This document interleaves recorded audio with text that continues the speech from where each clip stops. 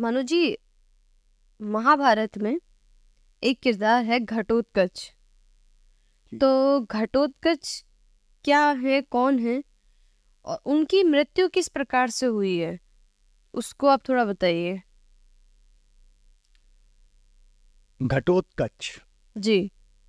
मतलब महाभारत का एक ऐसा किरदार है जिसके बारे में जानने के लिए बहुत लोगों के मन में उत्सुकता रहती है। बिल्कुल। मैं स्वयं जब महाभारत के अंदर बहुत ज्यादा घुसा नहीं था तो घटोत्कच के बारे में मैं स्वयं जानना चाहता था। तो आज आपने ये बड़ा अच्छा सवाल पूछा। और घटोत्कच की शुरुआत कहाँ से करें? हम कोशिश करते हैं कि कुछ इस तरह से इन घटनाओं को, इन कहानियों को बताया जाए कि हमारे जो सुनने वाले, जो भी हमसे जुड़े हुए लोग हैं, उन तक ये कहानी सही तरीके से पहुंचे। तो घटोत्कच जो है, 14वें दिन का जो महाभारत का युद्ध है, कुल 18 दिन युद्ध चला। 14वें दिन की रात का जो हीरो है वो घटोत्कच है। घटोत्कच जब वारणाव्रत की एक घटना हुई है जिसमें पांडवों को जलाकर मारने का प्रयास हुआ, तो वहां से सारे पांडव निकलकर अपनी मां कुंती के साथ पांचों पांडव एक दूसरे वन में चले जाते हैं। जी। वहां पर उनको प्यास लगती है कुंती को, तो उनका एक भाई जो है वो पानी भरने चला जाता है। तो वहां पर उस वन में एक राक्षस रहता है हिडिंब नाम का, जो मनुष्य का आहार करता है, आदमियों को खाता है, मतलब आदमखोर जिसको बोलेंगे। अरे। तो उसको आदमियों की खुशबू आती है, तो उसकी एक बहन है हिडिंबा। हिडिंबा से कहता है जाओ, ये आदमियों की खुशबू लग रही है, इनकी शिकार करके लाओ। तो हिडिंबा अपने भाई की बात मानकर चल देती है। तो जब हिडिंबा अपने राक्षसी रूप में पहुंचती है वहां, तो देखती है कि एक लेडीज है, एक औरत है और 4-5 बच्चे हैं उसके। तो हिडिंबा जब भीम को देखती है तो विशाल का है, तो भीम को देखकर उसको लगता है कि ये आदमी मेरी टक्कर का है, ये मेरा पति बन जाए।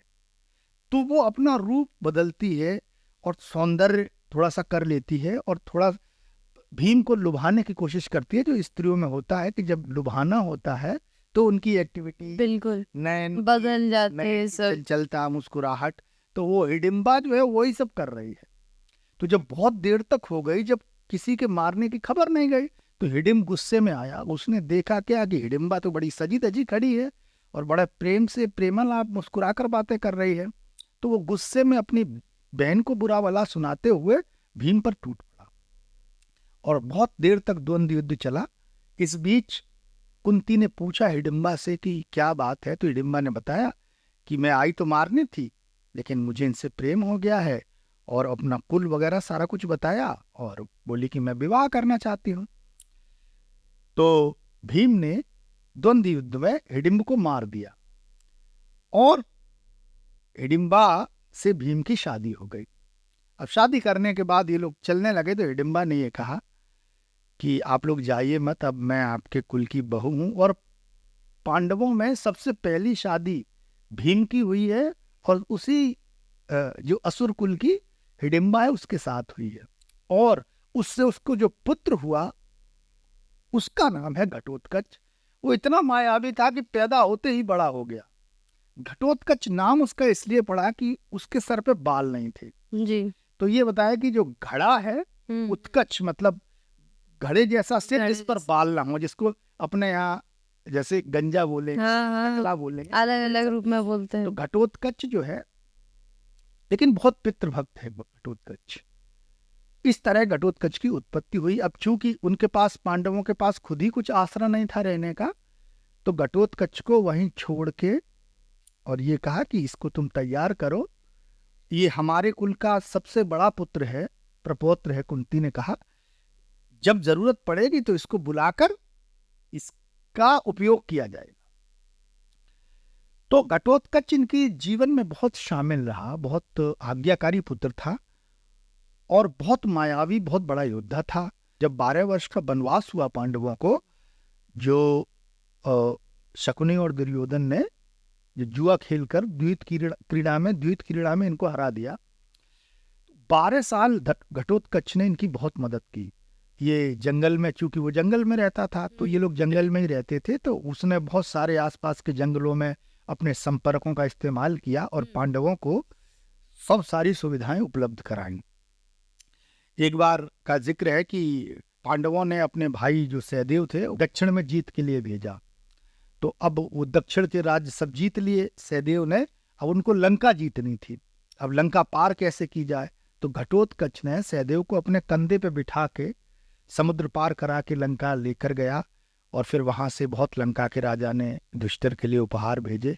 तो पांडवों को मजबूत करने में घटोत्कच का बहुत योगदान था। अब आया महाभारत का युद्ध। तो महाभारत के युद्ध में ये हुआ कि ये कुरुवंशियों का युद्ध है, राक्षसों का युद्ध नहीं। तो घटोत्कच को युद्ध में सामने नहीं आने दिया कि तुम भैया सामने से नहीं लड़ो, क्योंकि भीष्म सेनापति थे और युधिष्ठिर बड़े धार्मिक व्यक्ति थे। तो ये कहा कि ऐसा युद्ध में कुछ ना करो जिससे लोग ये कहें कि भाई पांडवों ने राक्षसों की सहायता से युद्ध जीत लिया। अब इनकी तरफ से पांडवों की तरफ से घटोत्कच लड़ रहे हैं, और घटोत्कच का पुत्र है एक अंजन पर्वा, वो लड़ रहा है। और कौरवों की तरफ से जो एक बकासुर राक्षस था, उसके परिवार के लोग अलम्बुस और अलायुध, ये भी राक्षस हैं, ये लड़ रहा है। तो बीच बीच में ऐसे नहीं बैक सपोर्ट की तरह ये राक्षस खुलकर नहीं आते थे जी। तो एक बार युद्ध में एक जगह वर्णन आया है, चौथे दिन का युद्ध है, और जो प्राग ज्योतिषपुर है वहां का राजा है भगदत्त। तो भगदत्त ने भीम को बेहोश कर दिया एक जहरीला तीर मार के। तो घटोत्कच ने भीम की रक्षा की और भगदत्त को मार दिया होता, पर भीष्म ने अपने मतलब अनुभव से ये कहा कि ये राक्षस है, इससे मत लड़ो वरना नुकसान हो जाएगा, बचा लिया उनको। तो युद्ध होता रहा। कहते हैं कि पूरे युद्ध में, पूरी महाभारत में 18 अक्षौहिणी सेना उतरी मैदान में, जिसमें 7 अक्षौहिणी सेना उतरी पांडवों की ओर से और 11 अक्षौहिणी सेना उतरी दुर्योधन की तरफ, कौरवों की तरफ। जी बिल्कुल। और इन 18 में से एक अक्षौहिणी सेना का संहार अकेले घटोत्कच ने किया था। ये मतलब घटोत्कच के बारे में कहा जाता है। तो हुआ ये कि अभिमन्यु 13वें दिन इन लोगों ने घेर के मार दिए छल से।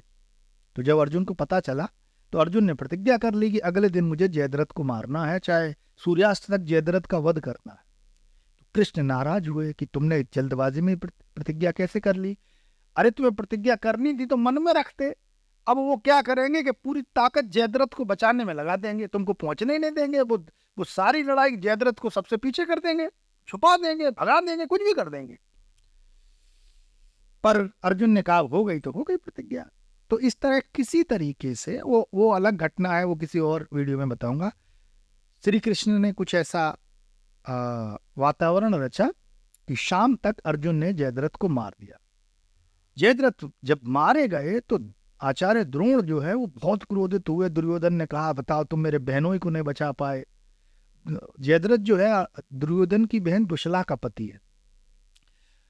तो उस दिन क्या हुआ कि वैसे शाम को सूर्यास्त के बाद युद्ध बंद हो जाता था, लेकिन उस दिन सारे योद्धा इतने गुस्से में थे कि युद्ध बंद नहीं, युद्ध चलता रहा। तो वो अंधेरा हो गया, मार काट कर रहे। कहते हैं राक्षस जो है अंधेरे का युद्ध का मास्टर होता है। एक घटना और इसमें थी, कर्ण ने इंद्र से ये कोई ऐसा अस्त्र मांगा जो अर्जुन को मार सके। तो उन्होंने उसको जो इंद्रास्त्र है, जिसको वैजंती भी कहा जाता है, वो अस्त्र जो है कर्ण को दे दिया। अब चूंकि अर्जुन जो है इंद्र के पुत्र हैं, तो अब इंद्र को तनाव तो था कि तो, लेकिन उन्होंने एक शर्त लगा दी इंद्र ने। कहते को भैया हमने तुमको अस्त्र तो दे दिया, लेकिन ये याद रखना ये एक ही बार काम करेगा। एक बार में तुम चाहे अर्जुन को मार दो चाहे किसको भी मार दो, लेकिन चलेगा ये एक ही बार। कर्ण ने कहा ठीक है। उसने वो जो इंद्रास्त्र है वो छुपा के रख लिया, क्योंकि उसका केवल एक ही दुश्मन है अर्जुन, उसको अर्जुन को मारना है। कृष्ण ये बात जानते हैं कि जिस दिन कर्ण से अर्जुन की टक्कर हो गई उस दिन कर्ण इंद्रास्त्र चला देगा और इंद्रास्त्र से अर्जुन 100% मारे जाएंगे।